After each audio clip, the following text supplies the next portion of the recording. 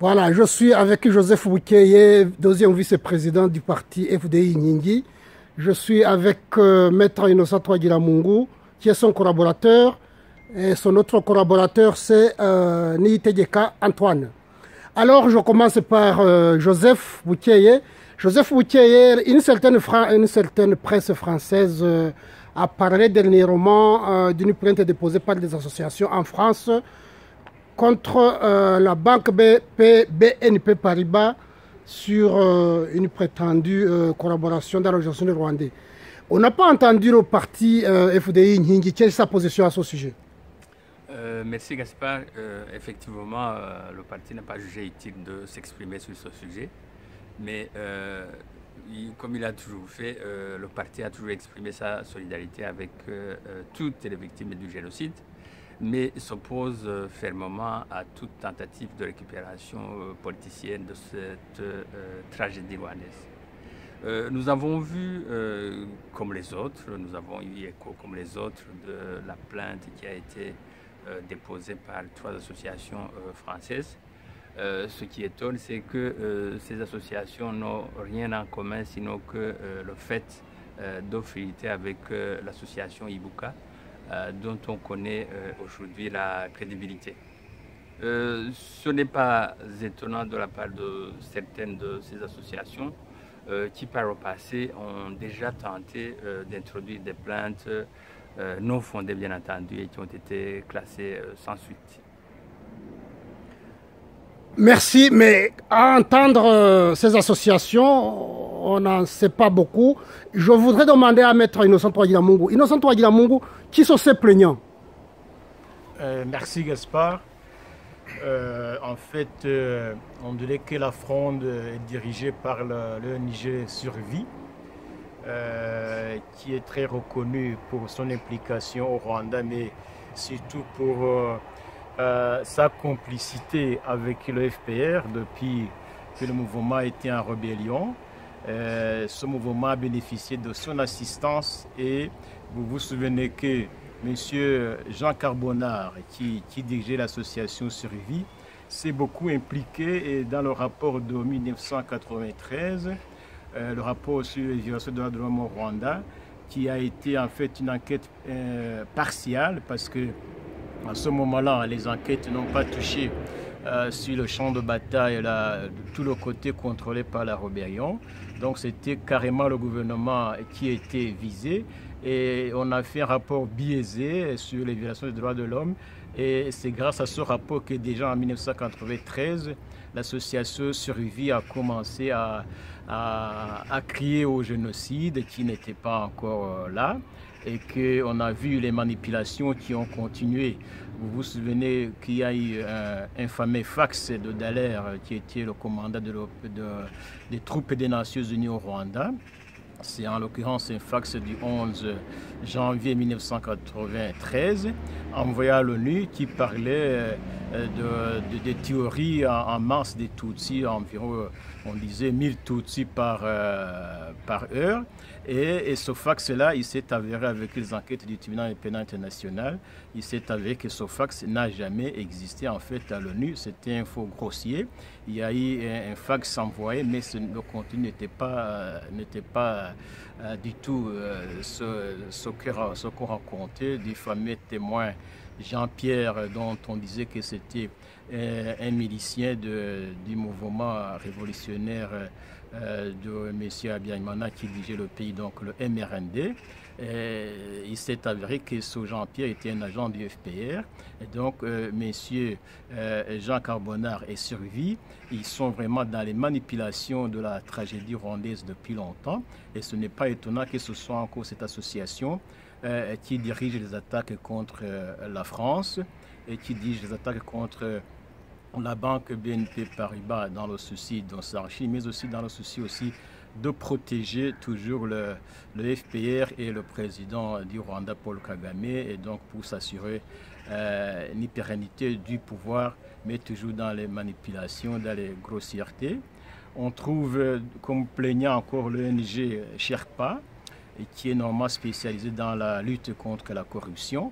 Et on ne comprend pas les motivations de cette association si ce n'est peut-être pour gonfler le nombre de plaignants et pour épauler l'association Ibuka qui est en fait le bras droit du FPR, que ce soit au Rwanda, que ce soit en Occident, pour faire en fait ce que le FPR devrait faire, mais on utilise l'association, c'est une instrumentalisation de la cause des rescapés du génocide par une association qui est en fait un relais du pouvoir, et c'est pour cela que cette association a perdu toute crédibilité partout et qui ne défend plus normalement les rescapés alors que c'est son but premier.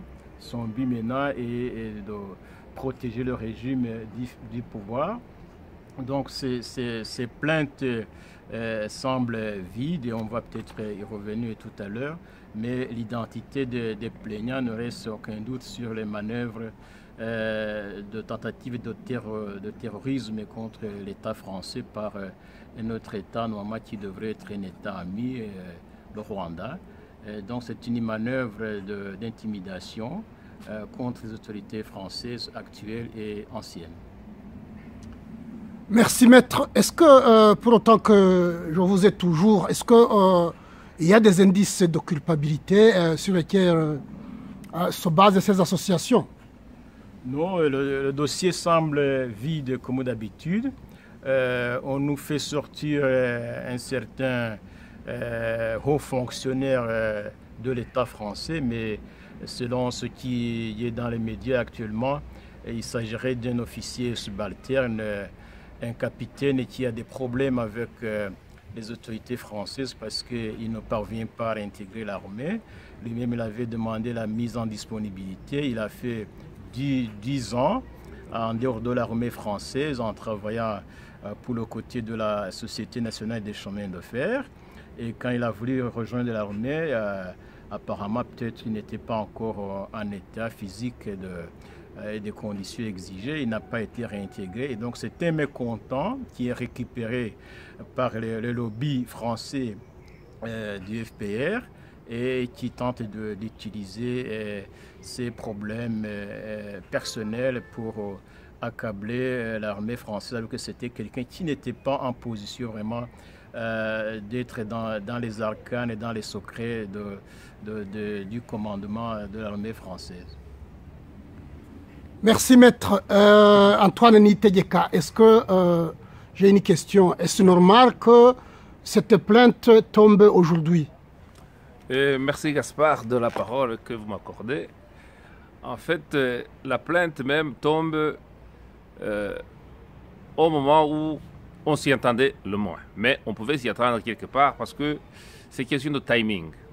Dans ce sens que la plainte tombe parce qu'il y a 3 événements qui sont concomitants. Il y a d'abord la fin du deuil national au Rwanda qui était décrété, qui a duré 100 jours. Ça correspond aussi à l'investiture du nouveau gouvernement français, qui est nouveau. Et troisièmement, la campagne présidentielle au Rwanda. Je m'explique. Pour le gouvernement français, c'est un nouveau gouvernement qui vient d'être mis en place. Et le FPR, qui est expert en manipulation, veut intimider ce gouvernement pour l'accabler de toutes les invectives relatives effectivement au génocide. Et quant aux élections au Rwanda, le président Paul Kagame veut briguer le 3e mandat présidentiel. Et comme vous le savez, il a dû traficoter la Constitution. Il a organisé un référendum, mais qui était forcé au peuple, pour effectivement il voulait montrer au monde entier qu'il est aimé par ce peuple, alors que c'est un peuple qui est croupi sous le joug de ce gouvernement, évidemment.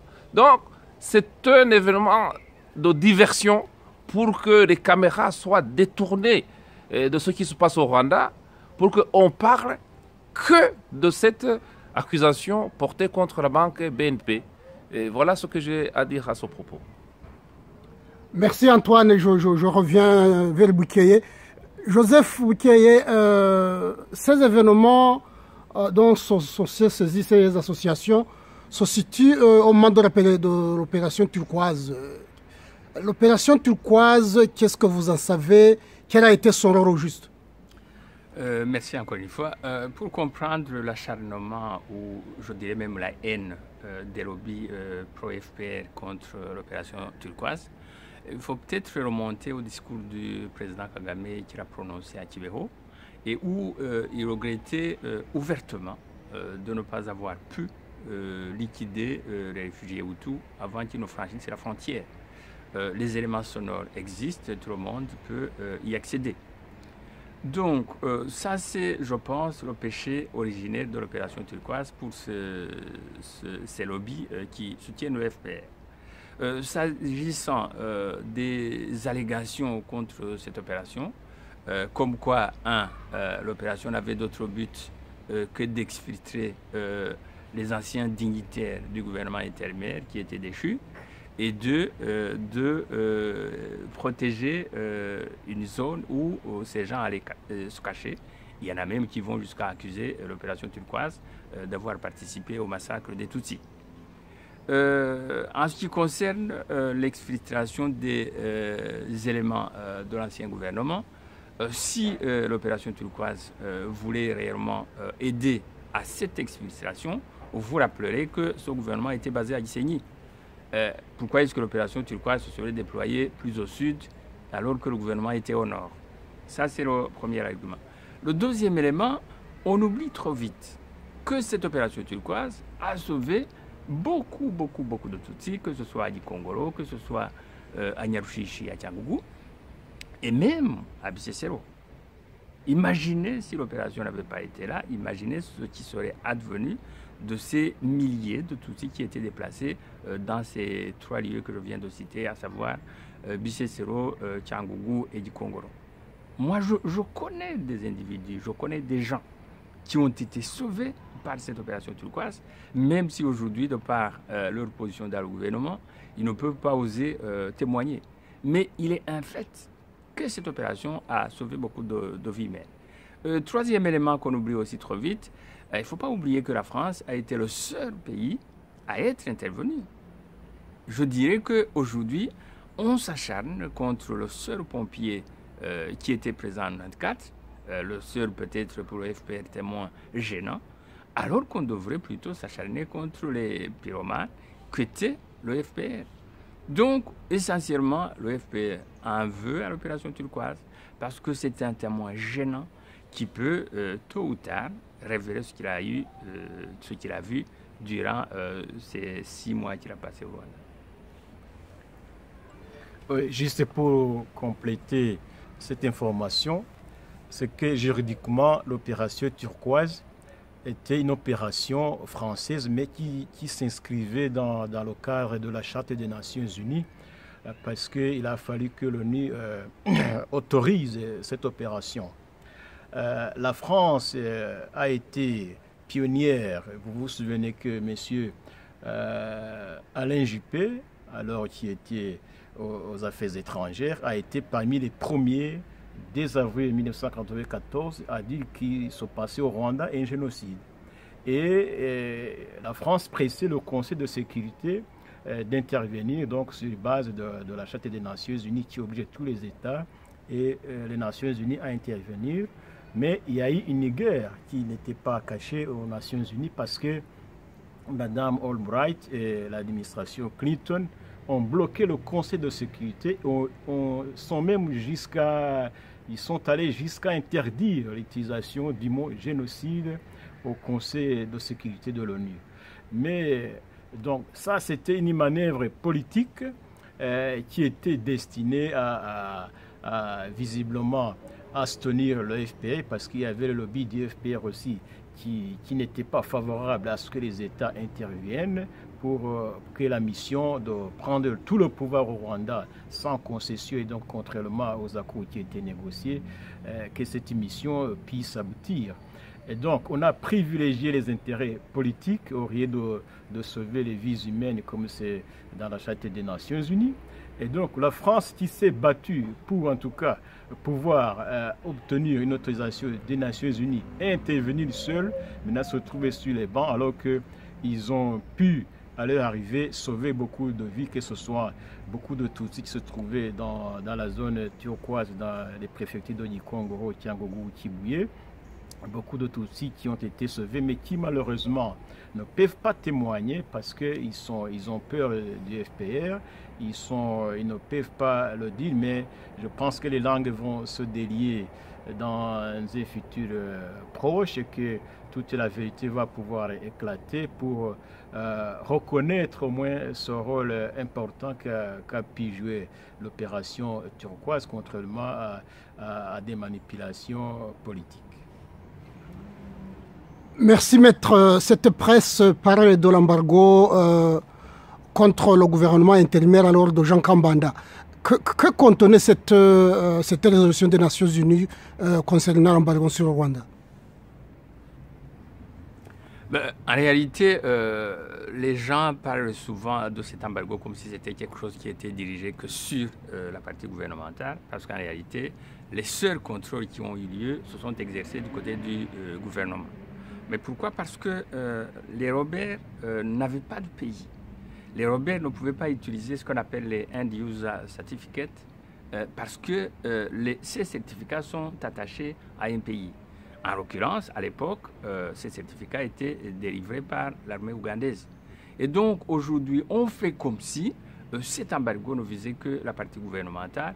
Et donc, tous les efforts sont destinés à prouver qu'il y a eu des livraisons du côté de l'armée gouvernementale dont on a très vite remarqué qu'il était plutôt à court de munitions.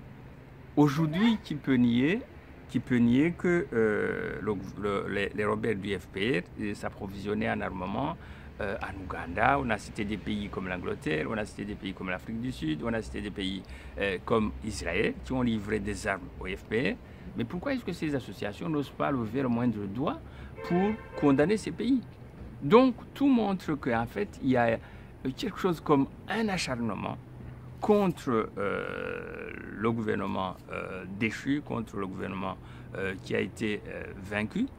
Parce qu'en fait, c'est aujourd'hui le maillon faible.